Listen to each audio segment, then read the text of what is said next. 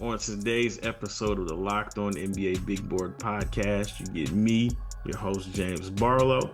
I'm going to be talking about three potential first-round picks, big men, in particular, Rocco Zikarsky, Khaman Maluach, and Asa Newell. And I'm asking the question, are big men back? Stay tuned.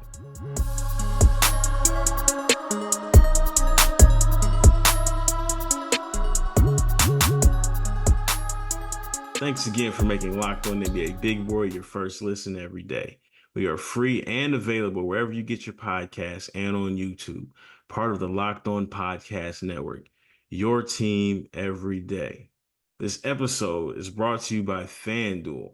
Now through September 22nd, all FanDuel customers can bet $5 and get a 3-week free trial of NFL Sunday Ticket from YouTube and YouTube TV. Visit fanduel.com to get started. So this episode, again, we're talking about the big men. Big men are trending up, and we have a lot of big men talent in this draft. Uh, I'm not going to get an opportunity to talk about Derek Queen. I talked about him with my brother in the previous episode. If this is not your first time listening, you know how much of a fan I am of Hanson Gang. So I'll save that for another time, or maybe in particular when the season starts. And then we'll save a Cooper Flag episode for another day because he kind of gets his own thing because he is the one that's being tabbed in this particular draft as close to generational as possible. So first up, I want to talk to you about Australian big man, Rocco Zikarsky. 7'3", a lot of legs. He's a skinny fellow, but he's got a touch around the basket. He's left-handed, very good mobility. He runs the floor in transition. I think he has good hands, and with him being left-handed, he's very, very right shoulder dominant. He's played a few preseason games. Last year he did play his first season in the NBL, and he was playing against grown men. And just doing the research on him, excuse me, the film is a lot different from his age group, as you expect, versus grown men. Age group, he gets the ball on the block, post up, very patient, good post moves. Again, he's going to get to his right shoulder and he's going to shoot a left hook, and he has good touch around the basket. You see the concerns with him at the level he plays at. Obviously, again, he just turned 18, I believe, in July, so he's extremely skinny, as most 7'3" guys are. And he got pushed out of the paint a lot last year as a 17-year-old in the NBL. So it'll be interesting to see year two how much of an adjustment he is able to make. But there is a lot to like about Zikarsky. Again, like I mentioned before, he runs the floor. He's very patient in the post, and he is, I don't want to call him your old school back to the basket big, because ultimately I think will be a rim running big, but he does have a post game. Now, is he as refined on the post as my main man, Hanson Yang? No. Or even Derek Queen? No. But at 7'3", it's really hard to argue with the results of his post game. Again, it'll be interesting to see how effective he is as a post threat, or will a team ultimately say, you know what? We are going to have you just be a rim running five at 7'3". And again, he has the athleticism to succeed in that role. Um, my biggest concerns about Zikarsky is that while he does have a good touch, he doesn't have like a lot of post move. I guess you could say the post bag that you would want to see. And again, with guys in the NBA who are having success as back to the basket bigs, you have your bullies like Jonas Valanciunas, right? And then you have your slippery guys like Jokic and Şengün. And then you got your face, whatever Embiid wants to be that night, he can be that guy. Now, is that what Zikarsky projects to be? I don't particularly think so.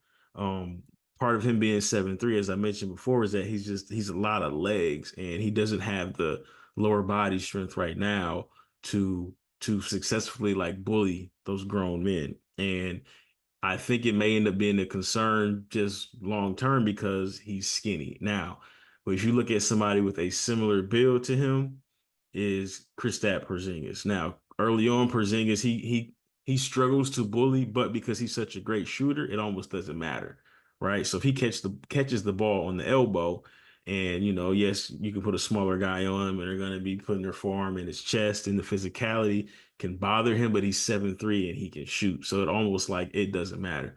Zikarsky is not that guy as far as a shooter. And really all of his points, all of his paint touches or excuse me, all of his points in the paint are literally at the rim. Like the further he gets away, like the less comfortable he is creating offense for himself or even taking jump shots. In the NBL, he took a few jump shots, but it's clearly not something that he's the most confident in. It's not a strong point for him. So my questions and concerns about him as a potential top 5, top 10 pick is will he become more than a rim runner?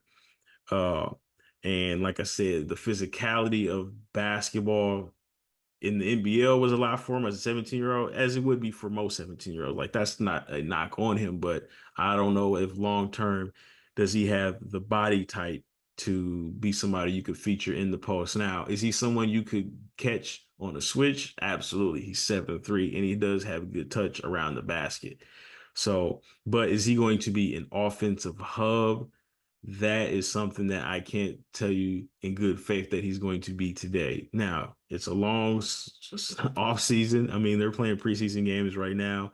He's very much so 18. What he looks like in 3 to 4 years, that remains to be seen.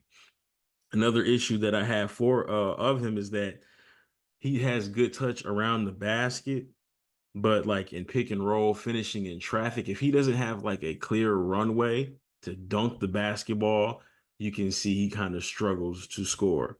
I think his touch is more so, I can't really put like a gauge on how close to the basket, but let's just say the semicircle, the charge lane. The charge lane in, he's good. Outside of the charge lane, he the physicality trying to finish in he's not a dunk on you guy and he hasn't, to me, at least from what I've seen, he has not developed a push shot as a role man. And I guess it's something that comes, a little later. Again, at his age level, especially on the under 18 Australia team, he got what he wanted when he wanted. He didn't need any of that stuff. Any runway, he was gonna dunk. But obviously, the older you get, the more physical guys are, the stronger guys are. That's where it became tough for him. So defensively, though, I mean, they call him Blocko. So I mean, you expect him to block shots. Like I said, he's got really good mobility, and it's on offense and defense. Like I said, he doesn't get the rebound, he's flying down the court. So you match him up with a really good point guard, he's gonna make their job easy and also have an easy job if he just runs the floor and blocks shots. Defensively, he could be better on closeouts, but again, he's 18, is what you expect. Um, he's not any less liable, any less flammable on switches than uh I don't think a Maluach who is athletic or he's gonna like I feel like all of these centers in this draft are they're all gonna have to get better defending on the perimeter and just closing out to those stretch bigs. So, but I really like Rocco Zikarsky. I'm going to probably disclose how I feel about him in the third segment as I talk about some of the other guys, but he is definitely trending in the right way. I think another year of experience in the NBL is going to work wonders for just his overall draft stock and in general. Um, Playing as a 17-year-old, you're not going to be featured. I mean, look at Alex Sarr last year. He was 18, 19. He wasn't featured and he ended up going number 2. So being featured doesn't necessarily have to be a strong point for Zikarsky as far as like his draft stock. I think he's going to be fine either way. It's going to come down to what does he do with his post touches if he does get those post opportunities? And like, what does it look like on defense? One of the bigger selling points for Sarr last year was that he showed his ability to defend on the perimeter. namely against Ron Holland in that G League Ignite showcase game. Like he made himself a lot of money as a switchable five. Should be five. He wants to play the four. That's another story. But Zikarsky, that's not going to be him. He's going to be a drop big from day one. Does he have the mobility to stay with guys? He's not, I don't know. He's not Zach Edey. No disrespect to Zach Edey. You can't disrespect Zach Edey anymore. But he's not disrespecting Zach Edey or Zikarsky's lateral movement. I just don't think long term he's going to be somebody that you want switching. He's going to be help recover and close out and play the percentages as far as how he defends. Will teams attack him in space? Absolutely, they attack everybody in space. Like that's today's NBA.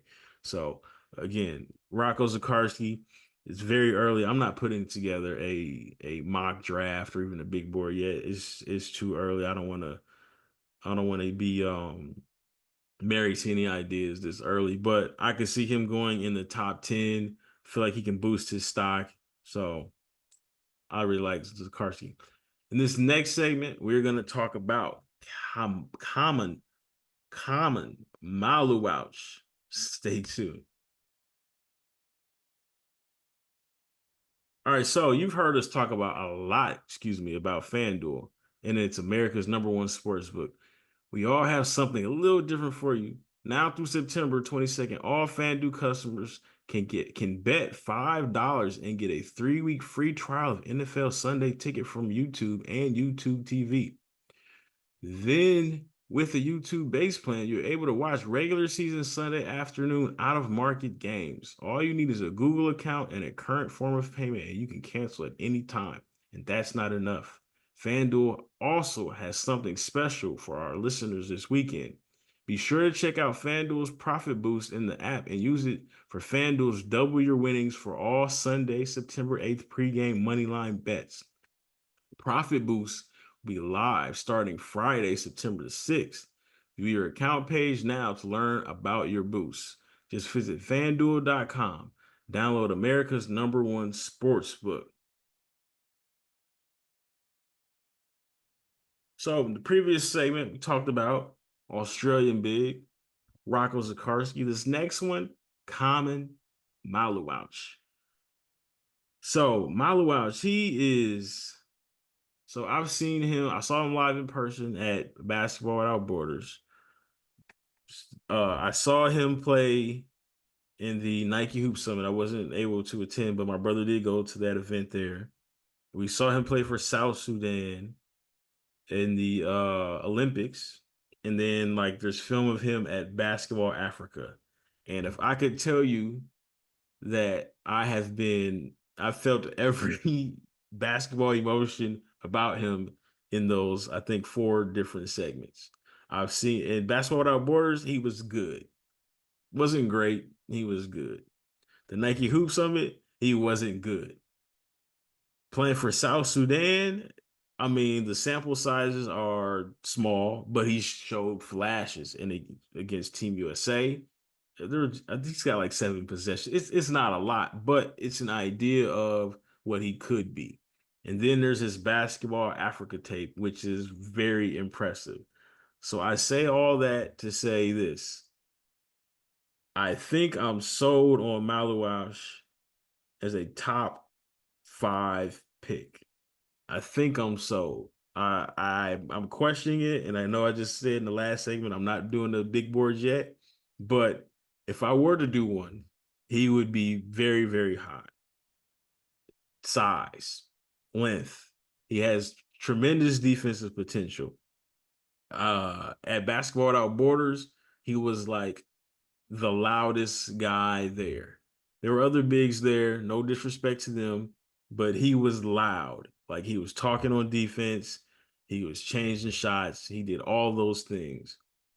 So there's a ton of defensive potential. He's long, he can move, he's athletic. And then there's like, if it's fake or not, I don't know, but there is jump shot potential. So in Basketball Africa, it's not necessarily the percentages, but it's the idea, it's the thought process. You can tell he's somebody who has worked on his game, who, while he is raw and his feel for the game does need to improve, you can tell that he's been working with like a skilled trainer who's like, hey man, you need to do this, this, and this. And for the fact that he's able to execute and take from the practice court to the big court is a sign that like I can get behind. So like he faces up, which is very encouraging. He didn't shoot the three well from the top of the break, shooting top of the key three in Basketball Africa, but he's taking these shots. He's pretty solid in the corner. Again, not a lot of attempts, but it's encouraging because it's somebody who you can sit here and say he's a mold of clay. We can lump him into whatever we want. Like Zikarsky, how I mentioned before, like at the worst case scenario, he can be a rim running, rim finishing big because he's big and he's athletic and he can catch the ball. All good signs. But Maluach might have potential to do more and be more than just a rim runner. So they in Basketball Africa at 18 years old, they featured him on the block. I don't think the Basketball African League it's new. So that's no disrespect, but it's new. So you get guys there and it's a new league, so is the competition the best? No. But at 18, like I'm not going to ignore like the good signs that he has. So again, he's raw. You'll see him play with his back to the basket. The face-up game is there. Jump shot off the face-up. Very coordinated. Uh there is a lot of potential for him to be really, really good on the block. Now, the thing with him is that he's going to Duke, right? And Duke has expectations to win. And you're going to Duke, you're playing alongside Cooper Flag. Cooper Flag is a whatever position he wants to play, 3-4 hybrid. Maybe Cooper Flag, excuse me, plays some five this year because they have a lot of wing depth at Duke too. And it could be positional, it could be a matchup based thing. I do, and I have mentioned before, I do kind of worry that Maluach could end up getting lost in the sauce because Duke has a lot of depth and he is still very much raw. Is he going to get those touches on the block at Duke when you have all that talent? I don't know. They have a lot of guys at Duke. There's some guys at Duke. It's what, September the 5th? As I'm recording this, I wouldn't be at Duke. Well, it's probably too late now, but I would have left. It's just me. But yeah, Maluach, he has a lot of talent, and maybe if he'll get a production pass at Duke. Lively got a production pass. Yeah, he'll get a production pass, meaning that we don't expect huge numbers out of him. He just has to show you what he's capable of.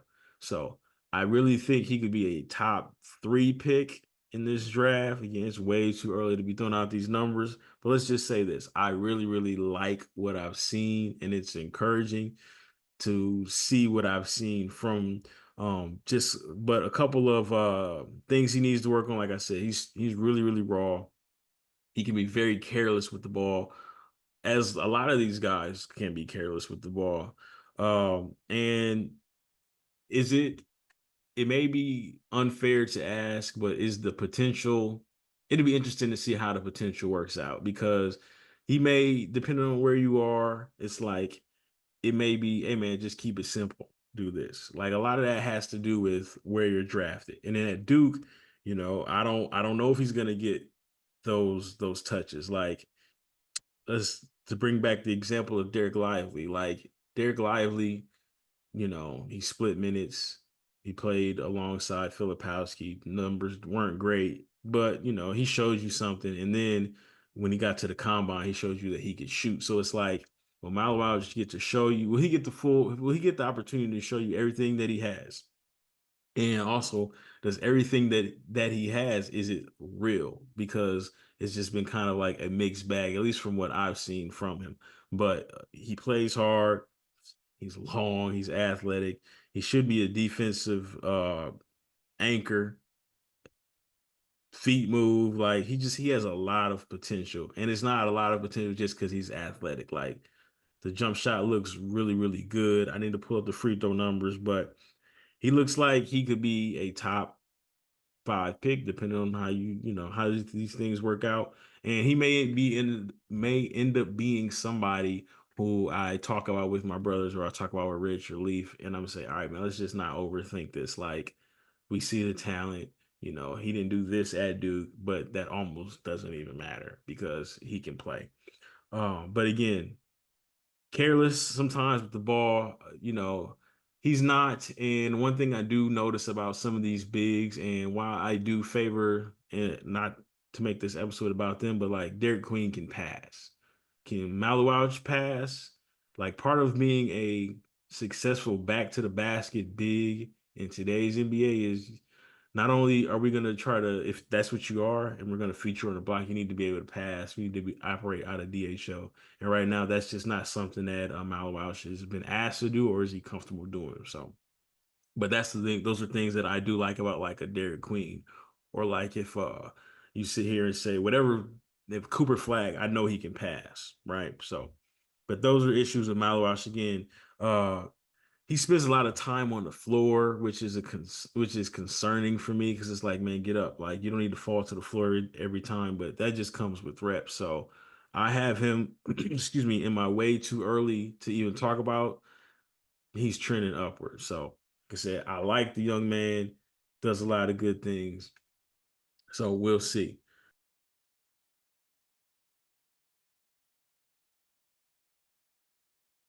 Next, in this last segment, we're going to talk to you about Asa Newell, who is going to Georgia. Thank you for making Locked On NBA Big Boy your first listen of the day. For your second listen, enjoy the Locked On NBA podcast. There's no offseason in the NBA, and Locked On NBA provides daily basketball analysis from national and local experts in 30 minutes or less. No one keeps you as informed and entertained as Locked On NBA. Available on YouTube or wherever you get podcasts, part of the Locked On Podcast Network, your team every day. So, this final segment, we're going to talk about the young fella Asa Newell, who is going to Georgia, who will be playing with one of my favorite guys. I don't know if he's in the draft or not, but hey, I'm a fan. Savo Dressage. He makes everybody's job easier, and I think he's going to help Newell, excuse me, boost his draft stock. So Asa Newell played on a loaded Mount Verde team. You heard of some of these guys: Cooper Flag, Derek Queen. There was himself, Liam McNeely. Like, they got a lot of guys. And one thing that I was impressed with about him is that he is, I wouldn't call him a great passer or even a good passer, but he's a willing passer. A lot of times when you get kids on teams like that, and especially on like just the way that team was built, like, you have legit three bigs playing on the court at the same time. But if you're gonna, even at the high school level, the loaded high school level that Montverde is, you need guys to be like willing passers, and that's what Asa Newell was. Is he going to be Jokic? Nobody's going to be Jokic. Is he even going to be Şengün? No. But could he be like a Derek Lively passer where, you know what? We blitz the point guard and we need our big to make the right play? I think he could be that. And I think that is something that might be overlooked in his development, or at least as far as how we talk about him in this particular draft. But I was impressed with his passing. He shot the ball at Montverde this last season at 41%. Is that real? I have no idea, because his shooting numbers are everywhere. And, you know, he's young. And even in the Nike Hoop Summit game, he shot 1 for 4 for three. I like that he's taking them, because they list him at 6'11" on the Georgia website. So don't come don't come for me. I didn't measure him. Georgia did. They list him at 6'11", and I last saw him at 195 pounds. So as a skinny 4, probably 5 man, I think having that three ball is going to be very, very, it's going to be a game changer for him if he can make it consistently. 41% is is great for a guard, and he shot 41% as a hybrid 4 or 5. So some of them were at the corner. The jump shot looks good, but at the same time, is it real? That just remains to be seen because he is a poor foul shooter. I think he shot 60% from the free throw line. Well, 50% as a junior at Montverde, and he increased to 60%. So from the 3 point line, he was at 29% as a junior, and he ended up shooting 41% as a senior. So you can sit here and say we can all agree that he works on his game. He works on his jump shot. He's putting in the work to improve. So that's a sign. Now, again, is the 41, is that real? I don't know, but it doesn't, as a 5, it doesn't have to be real, especially for an athletic 5 with a motor like he has. But Asa Newell, legit, I mentioned before, he was 17-10 at the Hoop Summit, and that was in a head-to-head matchup with the guy that I just talked about, Khaman Maluach, and he like severely outplayed Maluach to the point where I was texting my brother who was there. I was in Omaha at the time at an Adidas event, and I was like, "Yo, Rock, Asa Newell was kicking his butt, man. What's going on? Like, I don't know what to give for Maluach, and I don't want to make it about him because Asa Newell just beat him up and down the court. So, Asa Newell, he left a lasting impression on me from that Hoop Summit game. Guys make a lot of money playing in that Hoop Summit game. Even in not his teammate, but Nolan Traore, he played extremely well in that Hoop Summit, and he carried on some of that momentum and had a really good summer, and he's putting himself in position. So, Asa Newell going to Georgia. He is playing in the SEC, the highest rated Georgia prospect since Anthony Edwards, and it'll be interesting to see how this works out for him. But he's got a lot of talent, and like I said, of the 3 guys that I've mentioned, he'll probably be the last chosen, or he has the lowest upside. I mean, other ones are more physical. I guess they are more toolsy, but that's not necessarily what basketball is about. It's about what you can do. And I think Asa Newell has, while he may not have the upside, I think long term you know what you're gonna get from him. And if the shooting translates, then that unlocks something totally new. So with that said, if you ask me, I'm on the clock and I have I'm in need of a big. The first big that I'm going to take of the guys that I have mentioned would probably be Maluach. Then it gets kind of then I would go with Rocco Zikarsky, again, rim running 5. Maybe the post game evolves into somebody we can consistently play through. I don't know. I don't think so. I wouldn't say I don't think so. That remains to be seen. And then I would go with Asa Newell. But if you ask me in the grand scheme of things, of these 5 bigs, again, not counting Cooper Flag, he's pretty much I don't want to. He's a lock today as a number 1 pick. But of these names, Rocco Zikarsky, Khaman Maluach, Derek Queen, Asa Newell, my main man, Hanson Yang. I think if I had to pick a big of the 5 of them, that's tough. I might go with Maluach as my number 1 5, not named, or we'll say 5. My number 1 5. Second, man, I really like Derek Queen. I might go Derek Queen number 2. And I might be in the minority there, but I don't care. Been in the minority my whole life. Number 3, I might go with Zerkowski. 4, ooh, man. I say I'm still going with Hanson Yang, or Yang Hanson. That's how my man Mark Jones was pronouncing it the correct way. I'm still going with Hanson Yang. I know he has a lot of talent, and if we were just saying who has the most offensive talent today, it would be Hanson Yang. Um, Actually, I don't know. Queen is kind of close too, but I think I would go Yang over Newell. But also Yang's defense, I think Newell is going to project to be a better defender. So I don't know. It's a lot of talent, man. And we still got guys like my main man Zachary Pieren. I mean, shoot, I'm still high on him. He's still one of my favorite French players. Um, yeah, there's a lot of talent in this draft for big. So, Hey, you have any questions, talk to me in the comments. You can find me on Twitter at Draft Junkie James. I will answer as best as I can.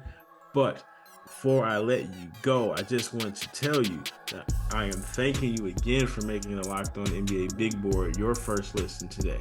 Now go check out the Locked On NBA podcast, where the season never ends, providing national expertise with a local perspective. You can find a link to Locked On NBA in the description, so you don't need to search. Part of the Locked On Podcast Network, your team every day.